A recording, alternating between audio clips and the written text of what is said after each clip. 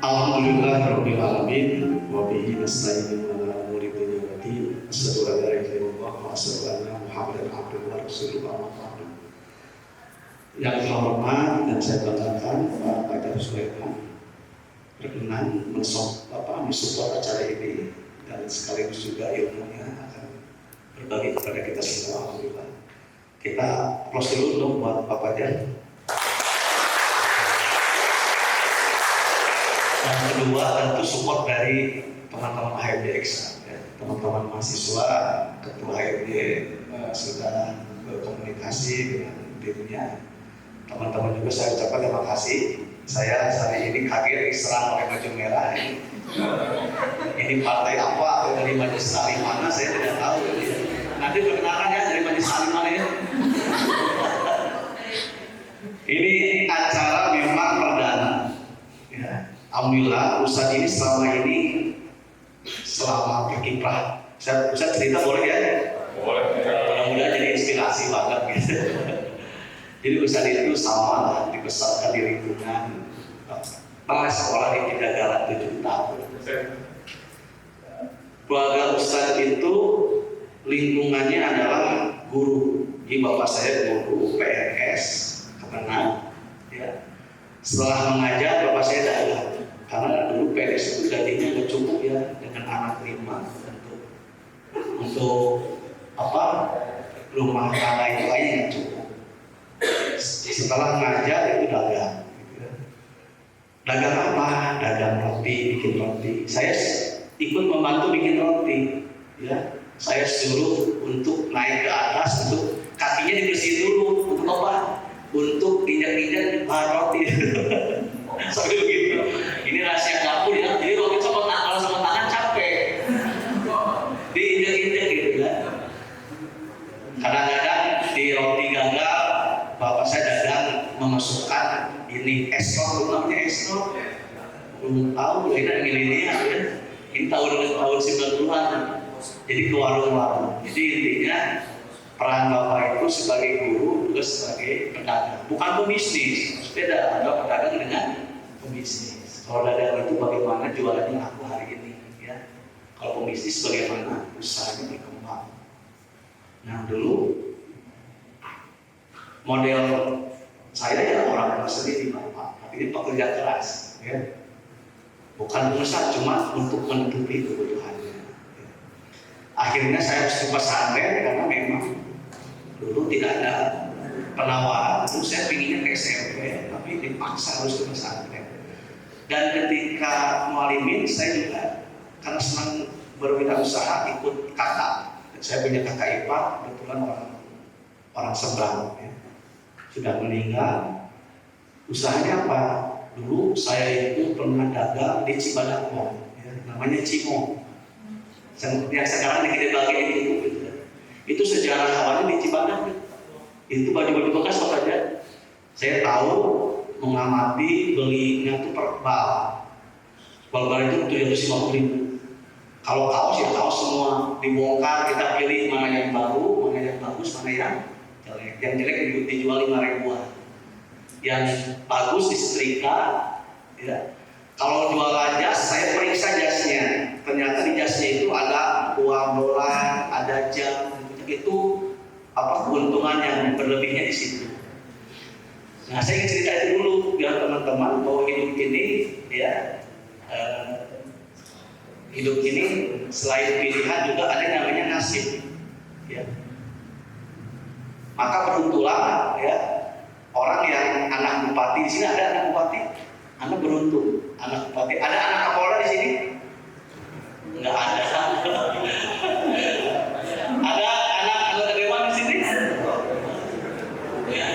Ada di sini anak gubernur atau ada anak camat? Nah, jadi begini teorinya ya. Kalau kita dilahirkan, ya, kebetulan bapak kita gubernur, bapak kita menteri, itu beruntung, ya. Jadi itu adalah gen nasib yang harus disyukuri. Ya.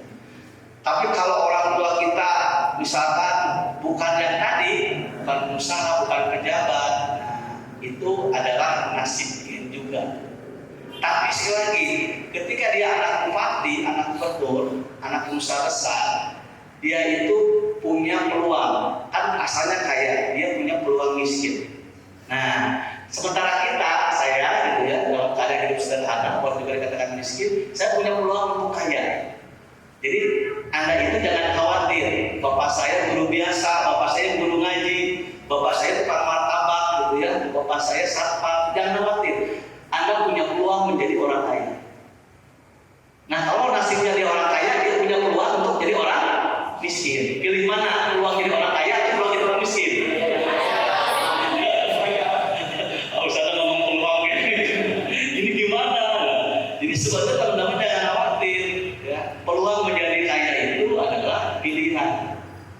Ya. Anda jangan membentuk nasib. Ya. Itu sudah takdir Allah. Gen Anda seperti itu. Gitu ya. Gen saya anak guru, anak ustaz. Ya. Saya terima itu. Tapi apakah anak ustaz ini akan selamanya jadi ustaz? Belum tentu. Ada pilihan-pilihan yang lain. Nah, teman-teman di sini, ketika kita berbicara ngaji bisnis adalah selalu bicara kehidupan.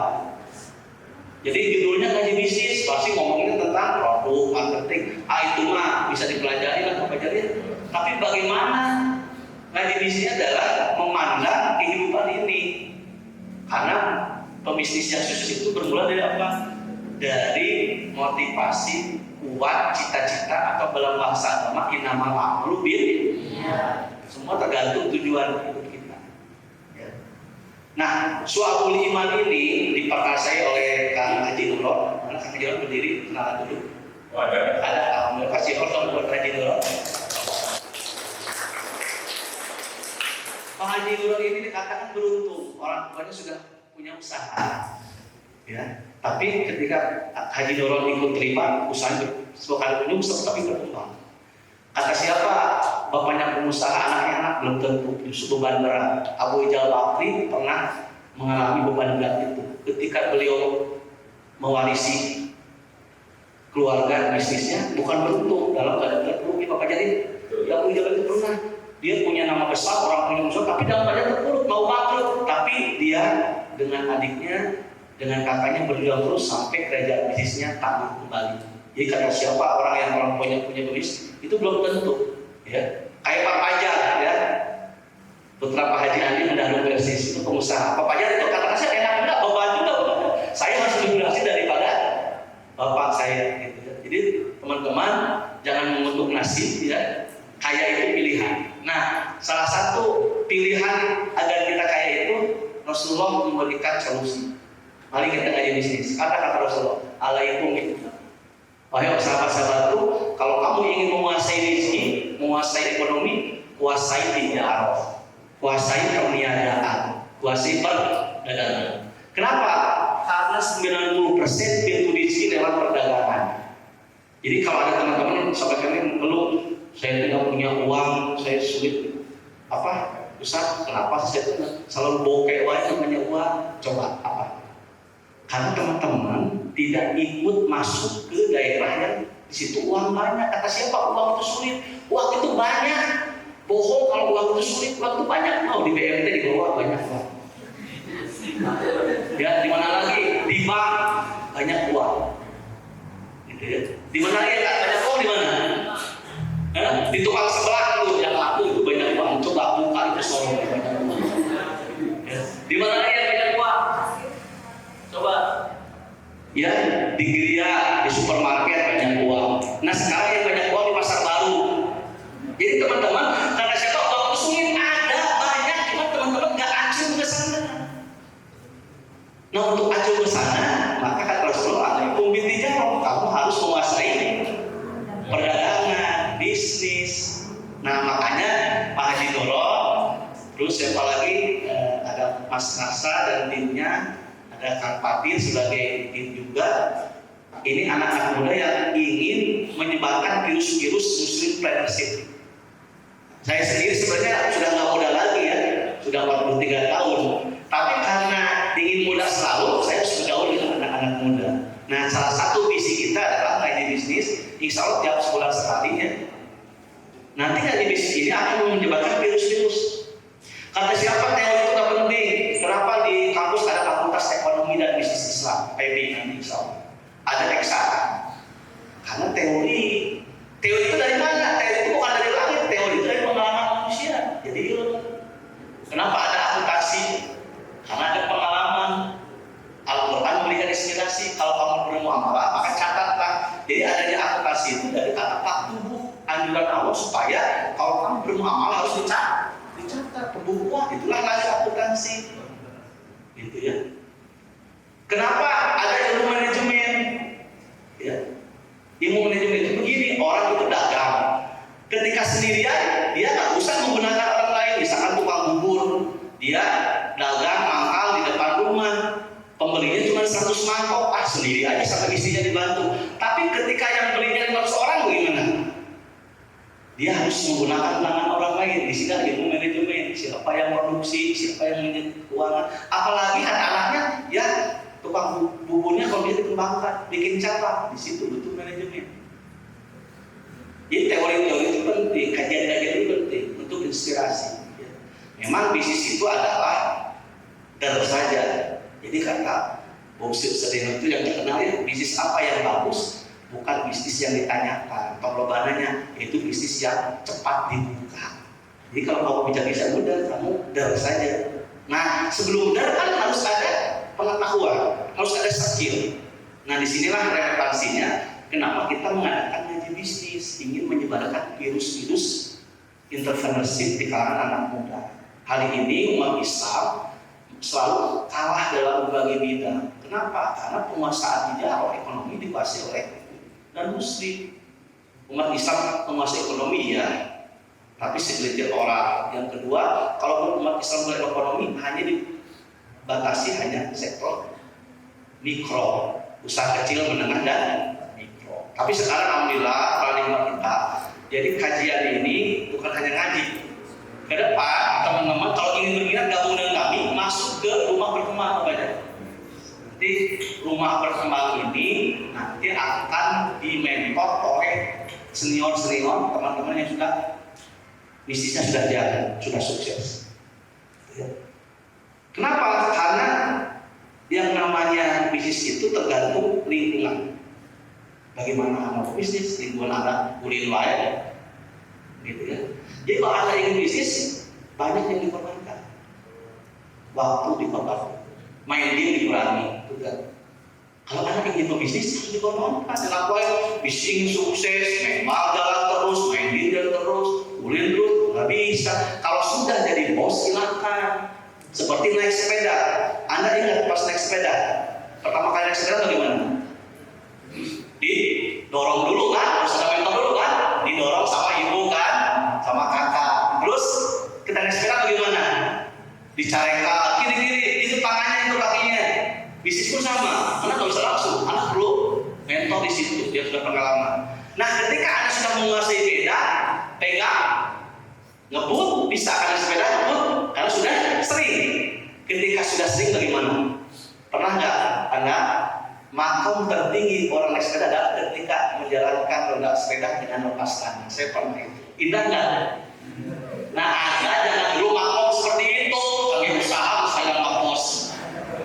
Nggak lepas. Kalau papanya boleh main ke Bali, ke Singapura, karena sudah jalan bisnisnya, sudah ada di HP kontrolnya, sudah CCTV sudah ada di sini.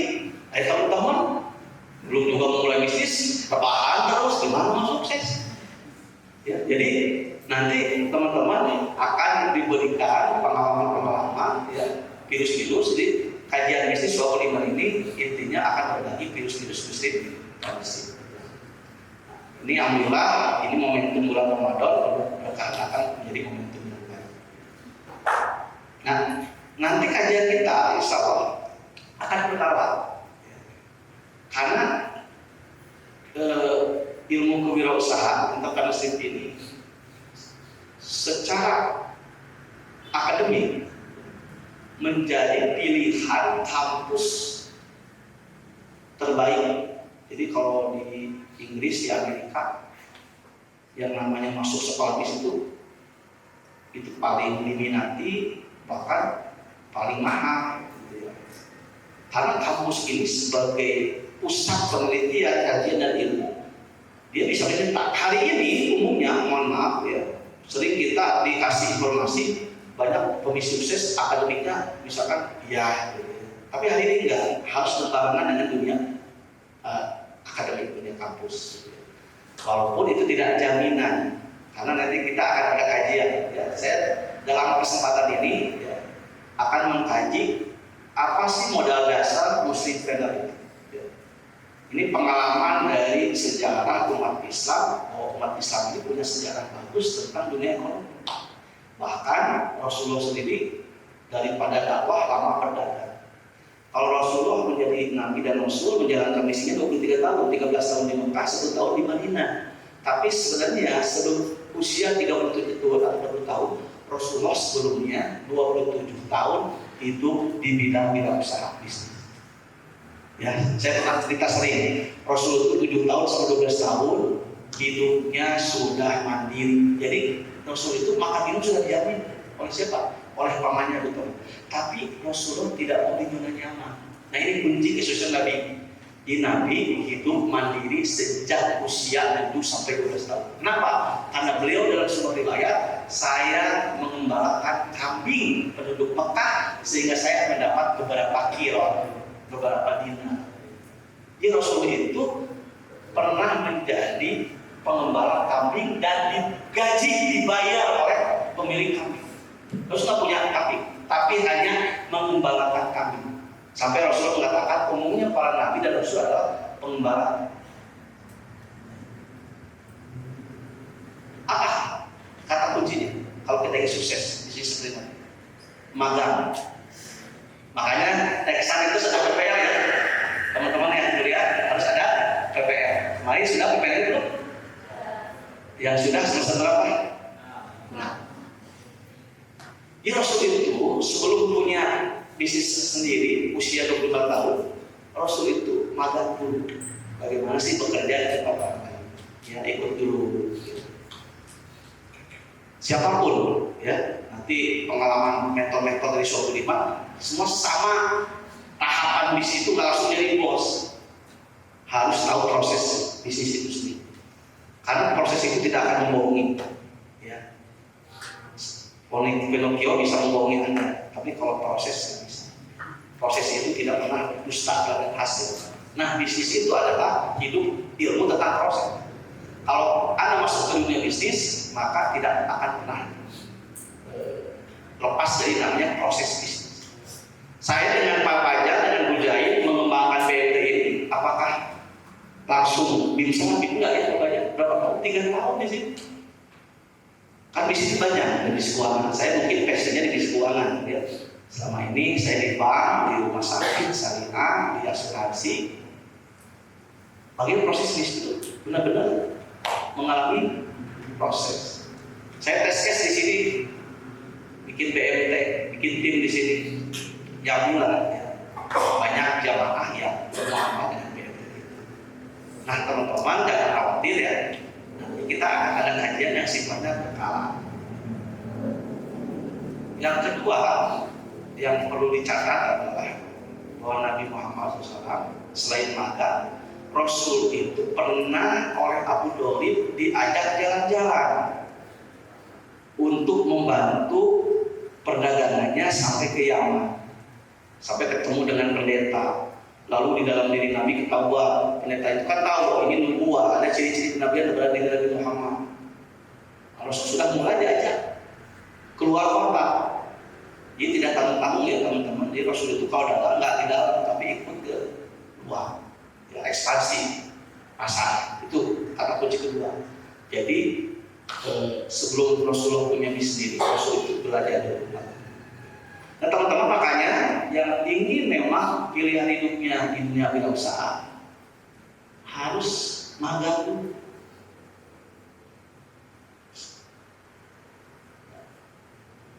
Magang itu di mana? Di rumah sendiri. Kalau memang usahanya punya orang tua. Saya ingin pernah cerita, ini kejadian benar sekali. Ini menginspirasi banget untuk Bapak. Ada jamaah kita, dia itu tukang asin. Bukan asin di pasar, di Bandung. Orang tua ini ingin mengubah nasib keluarganya dan nasib anak.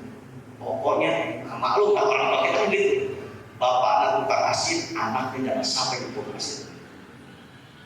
Akhirnya anaknya sekolah Pak. Dia pokoknya bangun subuh, pokoknya fokus dan kadang-kadang dia puasa, jarang mengambil makan yang enak, disisihkan untuk biaya kuliah anak. Doktrin anaknya apa? Kamu jangan bantu bapak, udah kamu nak kuliah, jangan seperti bapak tukang asin tos kamu nak kuliah. Ternyata anaknya itu nakal juga, nggak mau memang kuliah terus capek. Akhirnya dia apa? Dia sembunyi-sembunyi dagang asin juga. Setelah tahu ada dagang asin, tapi dia kan kuliahnya di ilmu manajemen. Dia kuliah jalan, nah terus dulu balik dan dekat saat untuk dia kuliah. Tapi setelah kuliah dia dagang asin. Cuma bukan di pasar itu, di tempat lain. Karena dia juga kan suka ke bapaknya nengok, lihat-lihat kalau dagang asin rumah. Tapi karena dia beda pengetahuan, beda keberanian, beda pengalaman, dia bisa membeli pasokan asinnya itu bukan ke agen tapi ke pusat. Dia pergi ke Pangandaran, pergi ke Pelabuhan Ratu, pergi ke Indramayu, ke pusat-pusat ikan dan asin. Akhirnya dia jualan asin. Dan jualan asinnya bukan eceran lagi, sudah grosir. Singkat cerita kan ketahuan sama tetangganya. Itu ada dagang asin dibicarakan ke bapak. Nggak percaya, anak saya kuliah, nggak mungkin anak saya dagang asin. Gitu ya, kuliah saya nggak percaya pokoknya. Tapi subhanallah teman-teman, anak ini karena memang dia dagang asin sudah tahu ilmunya, pengalaman dari orang tua, lihat gitu ya. Akhirnya yang membedakan apa? Yang membedakan itu adalah omset dan aset. Kalau bapaknya sehari cuma 200.000, 150.000, anaknya sehari 1 juta, 2 juta. Ini eceran, ini grosiran. Ketahuan anaknya nabung selama 3 tahun. Hanya disidang karena ada yang tahu, tukang asin juga marah gitu bapaknya. Sampai nangis, kecewa, nama saya capek ngoyahin maning atau di tukang asin kayak gitu. Anaknya tenang aja, si bocah lapangan, asin saya seperti apa gitu. Ternyata akhirnya ya cerita jujur-jujuran, ya saya memang dagang asin, tapi ya jangan marah dulu. Pokoknya ngarido, bapak mah jadi ibu mah, bener ngarido, ya sok dari duit mau, ya duit panti asin, nih buat haji bapak sama ibu. Akhirnya bapaknya juga bingung, apa itu Pak asin? Akhirnya dibawa ke jongkoknya, kaget, ini toko kamu iya, ya tuh asin itu. Dari mana? Ya tuh, kan mau belajar tuh, bagaimana bisnis yang benar itu ya, yang optimal itu gimana? Akhirnya bapaknya senyum, tidak mengutuk lagi. Ya udah kamu dagang asin aja, tapi seperti ini dagang asinnya ya, jadi pemain besar. Nah intinya bisa jadi inspirasi di situ, jangan jauh-jauh, kembangkan usaha yang ada di rumah. Jangan jauh-jauh, karena pasar umat Islam itu masih luas, Indonesia itu masih lega pasarnya. Jangan jauh-jauh dagang ke Cina, dagang ke Arab, capek, panas. Di sini juga masih banyak peluang bisnis. Cuman ikuti saja, ya. Sunatullahnya kayak anak tadi, tidak disangka-sangka. Keinginan orang tua anak itu jadi orang kantoran, bukan anak pasaran. Kalau anak pasaran mau katanya udah sama dengan bapak tukang asin bau, gitu. Udah kamu di kantoran aja. Ternyata anaknya nggak mau, ingin jadi entrepreneur. Produknya asin, saya tahu asin, nggak tahu yang lainnya. Tapi dia bisa mengoptimalkan bisnis dia asin. Yang asalnya bapaknya pedagang kaki lima, dia naik level menjadi banyak. Bahkan banyak cabang juga, 1 pasar, 2 pasar, 3 pasar. Sekarang menjadi pengusaha besar asin. Gitu. Dan tadi seharinya sudah menghasilkan 5 juta, 6 juta. Nah itulah perjalanan seseorang ya. Jadi ternyata kenapa seorang itu sukses? Satu, gitu ya, tapi sungguh aja. Ini rumus dari beberapa penelitian. Ini ada penelitian banyak pengusaha muda di Padang, di Jogja, di Bandung, di Makassar. Banyak sekarang pulsa-pulsa baru. Ya. Dan itu omsetnya sudah bagus miliaran. Akhirnya diteliti oleh peneliti ini ada 3 kesimpulan. Kenapa dia sukses? Orang Islam sukses berbisnis. Orang Padang, orang Bandung, orang Jogja, orang Makassar. Ada 3 kesimpulan dari penelitian ini. Ya, ini teori, ini berdasarkan fakta. 1, umumnya orang Padang, orang Bandung, orang Makassar, sama orang Jogja yang sukses itu adalah memiliki etos kerja yang tinggi. Kesimpulan. Etos kerja yang tinggi. Etos kerja yang tinggi itu apa? Gigih. Tahu gigih? Ya, kalau kalian mau makan dan masak itu gigih. Apalagi ulat pantang menyerah itu mas standar. Ya. Selamat Pak Rektor, alhamdulillah sudah menghadiri acara ini. Jadi memang prinsip yang pertama dari kesimpulan penelitian itu umumnya orang-orang yang sukses di kalangan milenial hari ini mereka punya kesamaan, yaitu punya etos kerja yang tinggi. Etos kerja yang tinggi itu apa? Tadi mentalitas yang selalu semangat, ya. Nuhun Pak Rektor sudah berkunjung. Tapi kalau teman-teman sudah tidurnya pasrah, gitu ya, apalagi banyak anak-anak, mimpi mah tarik gitu teman-teman, apa banyak mimpi jadi anak, tapi mimpinya itu benar-benar mimpi. Kan mimpi dalam situ mimpi itu bukan daftar cita-cita, bukan. Mimpi itu target dalam dunia ilmu kewirausahaan. Seseorang punya mimpi besar, bukan mimpi malam bunga tidur, bukan. Tapi target yang harus Anda tempuh. Nah, etos kerja tinggi itu adalah modal dasar siapapun, mau muslim, pengusaha Jepang, Korea. Ini mah sunatullah, pedagang besar, pebisnis itu adalah etos kerja yang tinggi. Makanya ciri etos kerja tinggi apa? Orang yang suka bangun pagi. Rasulullah mendoakan umat Islam agar mendapatkan keberkahan. Allahumma ya Allah barik berkatilah umatku fi bukuriha ketika mereka bangun subuh. Ciri muslim produktif yang punya etos kerja tinggi apa? Dia bangun pagi. Ada seorang sahabat pedagang hebat, dia memulai dagangannya itu ketika subuh. Dulu teman saya tukang koran, sukses dapat bangunnya pagi tukang koran. Untuk tukang koran jam 12 kan ramainya mesti baca gitu. Dia harus subuh. Tukang surabi juga nggak enak jam 9 mulainya, harus subuh. Berarti semua bangun pagi. Simbol, ciri muslim produktif itu adalah bangun pagi. Jadi etos kerja tinggi itu bermula dari habit kebiasaan Anda. Tidur Anda berapa jam sehari? Harvard University meneliti bisnis besar itu kebanyakan tidurnya 3 jam. Ada yang lebih gila lagi nih, Pak Haji Nurul tidurnya 1 jam. Selebihnya tunduk.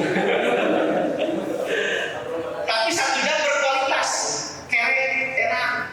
Orang yang bekerja keras tidurnya 2 jam tapi berkualitas. Anda tidurnya 12 jam tapi belum bisa hadir. Arade, lieu, kebayang kerja ngomong, dikuntus aja. Jadi memang etos kerja tinggi itu standar, teman-teman. Jadi menjadi muslim pada saat itu, Anda harus biasakan habit orang-orang sukses. Apa? Pekerja kita, pantang menyerah, daerah. Saya yakin teman-teman itu etos kerja tinggi. Cuman belum ada dukungan yang lain. Nah, ini dia ada faktor yang kedua. Faktor yang kedua apa? Visi, usaha. Ini kenapa dalam penelitian ini ternyata orang-orang yang sukses di faktor terbesar ini dari kalangan anak muda, visi usahanya kuat. Visi beda dengan tujuan. Kalau tujuan mah sesuatu yang sebenarnya dekat-dekat dengan pendek. Anda tujuan di sini apa? Ingin buka bersama, gitu kan?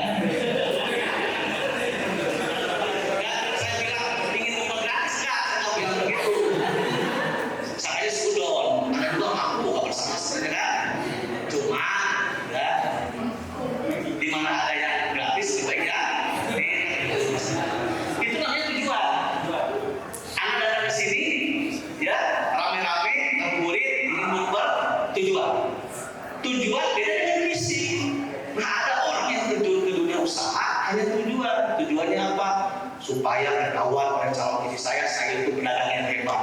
Nah, itu ada pendek boleh juga. Tapi visi beda dengan kedua. Visi itu berdua. Visi sendiri ada visi bisnis, beda. Jadi memang kita harus selesaikan dulu innamal a'malu binniyat. Visi Anda memilih bisnis apa? Saya mau senangnya olahraga. Saya ingin bisnis saya di bidang peralatan olahraga. Saya punya visi ke depan, ingin punya toko besar khusus alat-alat olahraga. Saya ingin punya gor, fasilitas olahraga yang disewakan. Itu visi pribadi. Saya ingin membantu masyarakat saya, mengolahragakan masyarakat, memasyarakatkan olahraga. Saya hidup di Jamiah Krisis, kebetulan diamanai oleh Ustaz Aceh kalau jatuh bidang ekonomi. Saya punya visi, saya ingin membangun BUMD. Bukan untuk saya, untuk Jamiah. Saya ingin membuat lembaga keuangan mikro, itu bank wakaf yang dipegang ya. Ini sih BUMD, itu visi. Kalau sisi tujuan, ada tujuan, maka ada yang sifatnya jangka pendek praktis. Tapi saya visinya persis punya lembaga keuangan. Karena bikin BPRS yang ada 50 miliar, sekarang 70 miliar modal BPRS. Kalau bikin bank punya 3 triliun, ada orang bisnisnya 3 triliun bikin bank. Nah, yang paling rasional orang bisnis bikin koperasi, lembaga keuangan mikro. Cukup modalnya 50 juta, kita bisa bikin koperasi. Kita juga mengukur kemampuan. Nah, itu visi. Teman-teman, selain ekosistem tinggi, harus mengidentifikasi apa keinginan Anda. Terus ketika Anda targetnya bikin, misal saya ingin menguasai bisnis online. Kenapa? Saya keahlian di situ, kembangkan keahlian di situ. Jadi visi usaha ini nanti ada visi pribadi, ada visi bisnis. Kalau bisnis, maka harus ikut aturan punya badan usaha. Di sini jarang anak-anak muda yang ditanya, kamu pengennya punya perusahaan, apa itu perusahaan? Padahal alat badan usaha yang bisa mengambil cuan besar itu namanya PT, Perseroan Terbatas. CP mah lokal, Birma, gitu. Anda punya PT, cuman karena Anda suka film Dono Kasino, PT angin ribut baik. Tanya Sandiaga Uno, dia punya PT berapa? Harul Tanjung punya perusahaan berapa? Jadi sebenarnya disinilah visi kita harus keluar ketika memulai bisnis. Cuma memang kebanyakan masyarakat kita memulai dagang nggak punya visi. Yang penting keluar KPP kebanyakan. Melamar kerja susah, jadi ASN pelamar aja dagang. Itu juga bagus, gara-gara yang salah. Cuma tadi berdasarkan penelitian, Muslim family yang di situ adalah selain atas penjajah tinggi, dia punya visi yang bagus, punya mimpi yang bagus, dan sesuai dengan passion-nya. Passion to profit. Hobi Anda menjadi keuntungan, itu paling hari ini. Anda hobinya apa? Misal saya hobinya di fotografi, ya udah, hobi Anda harus jadi profit, harus jadi bisnis. Bagaimana? Semua pengusaha berasal dari hobi. Dia senang di otomotif, ya cuannya ada di otomotif. Teman-teman senang masak, ya udah di sini kuliner. Teman-teman suka jalan-jalan, berarti di sini travel. Teman-teman suka hiburan, ya udah, Anda berarti di pengusaha di dunia hiburan. Cuma bukan hiburan malam karaoke. Kalau pun bikin karaoke, bikin karaoke syariah. Ini yang karaoke syariah harus bikin. Ini ide bisnis bagus nih. Kalau Anda bikin karaoke syariah, saya yakin laku. Yang datang bagi salim malu.